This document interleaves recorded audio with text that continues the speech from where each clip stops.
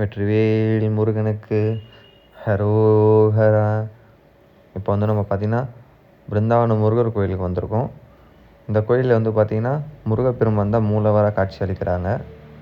இந்த முருகப்பெருமானுக்கு வந்து பார்த்திங்கன்னா வளர்பிறை சஷ்டியும் கிருத்திகையும் அபிஷேகமாக பண்ணுறாங்க. இந்த வளர்பிறை சஷ்டி கிருத்திகை மட்டும் இல்லாமல் கந்த சஷ்டி, வைகாசி விசாகம், சூரசம்ஹாரம் அப்படின்னு எல்லா வித நாளும் நடக்கிறது. இந்த நாளில் வந்து பார்த்திங்கன்னா எந்தெந்த அபிஷேகம் பண்ணுறதுனால என்னென்ன பலன் வருது, என்னென்ன அபிஷேகம் பண்ணலான்றது இந்த வீடியோவில் நம்ம முழுசாக பார்க்கலாம் வாங்க. இப்போ வந்து பார்த்திங்கன்னா எந்த ஒரு கோயிலையும் ஃபஸ்ட்டு அபிஷேகம் ஸ்டார்ட் பண்ணுறதுக்கு முன்னாடி ஒரு சுத்தமான தண்ணீரில் அபிஷேகம் பண்ணுவாங்க. இந்த சுத்தமான தண்ணீரில் எதுக்கு அபிஷேகம் பண்ணுறான்னு பார்த்திங்கன்னா நம்ம மனசில் நிறைஞ்சிருக்கிற ஏதாவது ஒரு நல்ல காரியம் நடக்கணும்னு சொல்லிட்டு நம்ம என்ன ஒரு வேண்டுதல் வச்சு பண்ணுறோமோ அதை ஃபஸ்ட்டு சுவாமிக்கு அபிஷேகம் பண்ணும்போது சுத்தமான தண்ணீரில் செய்யும்போது நம்ம மனசில் இருக்கிற காரிய சக்தி உண்டாகும். அதுதான் வந்து பார்த்திங்கன்னா ஃபஸ்ட்டு தண்ணீரால் நம்ம வந்து அபிஷேகம் பண்ணுறோம். தண்ணீர் எவ்வளோ சுத்தமாக இருக்கோ அதே மாதிரி நம்ம மனசும் சுத்தமாக இருக்கணும்னு சொல்லிட்டு நம்ம சுவாமிக்கு தண்ணீரில் அபிஷேகம் பண்ணுறோம்.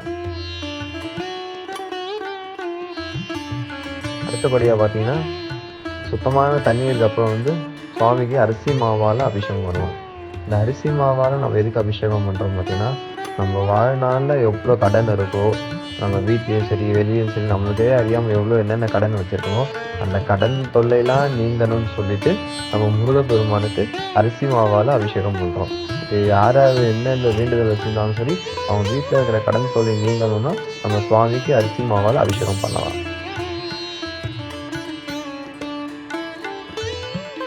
திருமஞ்சன பொடின்னு சொல்லுவாங்க.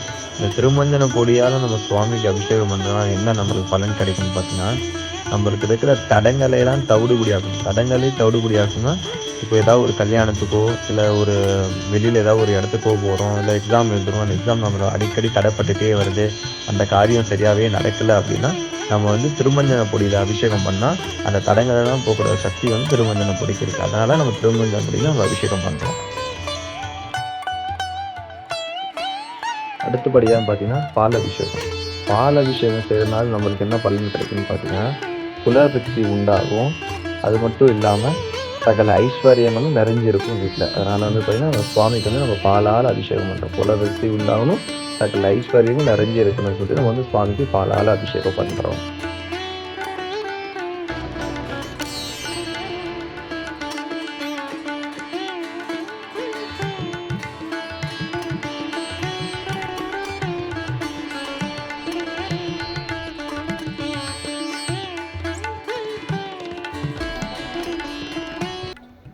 இப்போ வந்து பார்த்திங்கன்னா தயிர் அபிஷேகம் பண்ணுறதுனால என்ன பலன் பார்த்திங்கன்னா நம்மளுடைய ஆயுள் வந்து நீண்டும் இருக்கும்.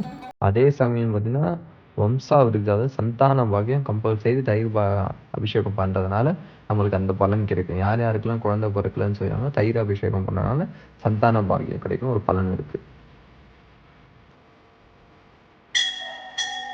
விபூதி அபிஷேகம் பண்ணுறதுனால என்ன பலன் பார்த்தீங்கன்னா சகல ஐஸ்வர்யங்களும் நோய் நொடியும், அது மட்டும் இல்லாமல் நம்மளுக்கு ஏதாவது பயம் அதெல்லாம் இருந்துச்சுன்னா அந்த பயத்தை போக்கக்கூடிய சக்தி வந்து விபூதி அபிஷேகத்துக்கு இருக்குது. அந்த விபூதி எடுத்துகிட்டு போய் நம்ம திருநெல்ல முருகா ஏன்னா நம்ம இதில் நம்ம பூசிக்கிட்டாலே போதும் இருக்கிற பயம்லாம் பறந்து போகும். அதனால தான் நம்ம சுவாமிக்கு வந்து விபூதி அபிஷேகம் நம்ம பண்ணுறோம்.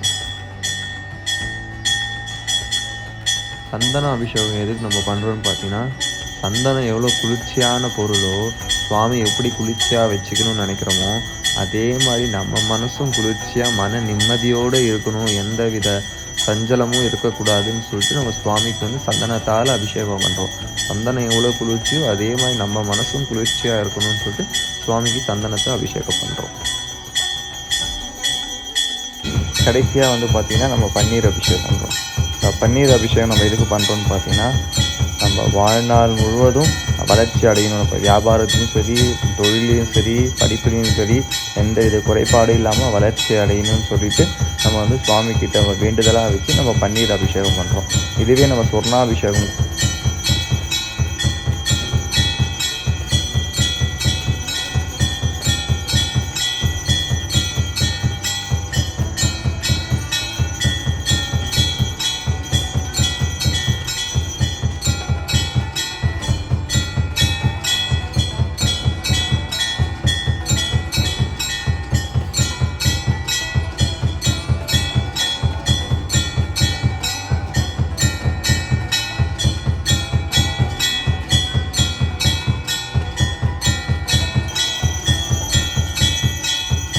பதிவில் வந்து பார்த்திங்கன்னா அபிஷேகமும் அதுக்குண்டான பலனும் என்னன்னு தெரிஞ்சுக்கிட்டுங்க.